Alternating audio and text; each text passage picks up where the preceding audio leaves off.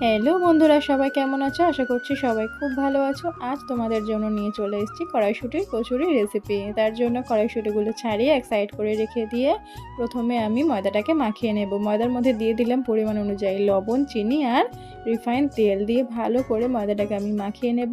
আর এখানে উষ্ণ গরম জল আমি ব্যবহার করেছি। জলটা দিয়ে ভালো করে ময়দার ডোটা আমি তৈরি করে নেব।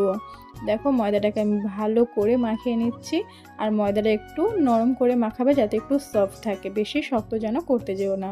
তারপরে একটা মিক্সিং জারের ভিতরে আমি দিয়ে দিলাম কড়াইশুঁটিগুলো একে একে, দিয়ে দিলাম কিছুটা পরিমাণে আদা কুচানো আর দিয়ে দিলাম বেশ কয়েকটা কাঁচা লঙ্কা, দিয়ে অল্প পরিমাণে একটু জল আমি দিয়ে দিলাম। দিয়ে ভালো করে আমি এটাকে পেস্ট করে নেব। তো দেখো আমাদের পেস্ট এখানে হয়ে গিয়েছে। একটা কড়াই বসিয়ে তার মধ্যে দিয়ে দিলাম অল্প পরিমাণে একটু রিফাইন তেল আর দিয়ে দিলাম ফোড়নে কালো জিরে। দিয়ে কড়াইশুঁটি পেস্টটা আমি এখানে তুলে দিলাম। দিয়ে একটু নাড়াচাড়া করে দিয়ে দিলাম পরিমাণ অনুযায়ী লবণ আর চিনি, আর দিয়ে দিলাম অল্প পরিমাণে একটু বিট লবণ। দিয়ে ভালো করে নাড়াচাড়া করে কিছুটা দিয়ে দিলাম ছাতুটা দিয়েও ভালো করে নাড়াচাড়া করে আমরা কড়াইশুঁটি পেস্টটাকে রান্না করে নিলাম।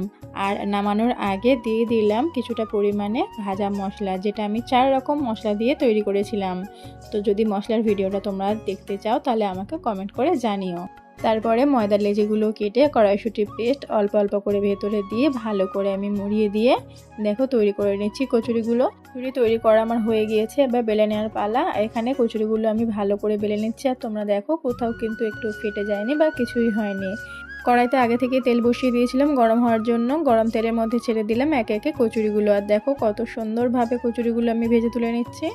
তো আমার এই কড়াইশুঁটির কচুরির রেসিপি তোমাদের কেমন লাগলো অবশ্যই আমাকে কমেন্ট করে জানিও।